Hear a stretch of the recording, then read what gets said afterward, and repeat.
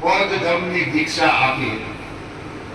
તો આપણે અમરબોધિ બૌદ્ધ વિહાર સુરેન્દ્રનગર ફાટસર વિસ્તારમાં જે ભંતે પ્રતિક શ્રેષ્ઠીજી જે 12 શ્રામણેર શિબિર ચલાવી રહ્યા છે, એ સંઘ આજે ચોટીલા ખાતે આવ્યો છે. ત્યારે જે ચોટીલાની અંદર જે બૌદ્ધ ધર્મને માનનારા ધર્મબંધુઓ, ભીમ બંધુઓ, જે સંઘ પ્રેમી લાગણીશીલ લોકો છે, એમને આપણે ખૂબ ખૂબ ધન્યવાદ આપીશું, ખૂબ ખૂબ સાધુવાદ પાઠવીશું કે તેમણે આ સુરેન્દ્રનગરના, આ ગુજરાતના, આ દેશના જે ધર્મ સંઘ છે એનું સ્વાગત કર્યું.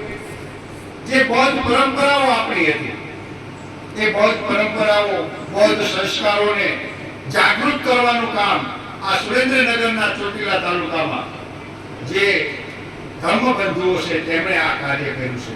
તો ખૂબ જ સરાહનીય કાર્ય છે અને આવા લોકોને આપણે ખૂબ ખૂબ સાધુવાદ પાઠવીશું.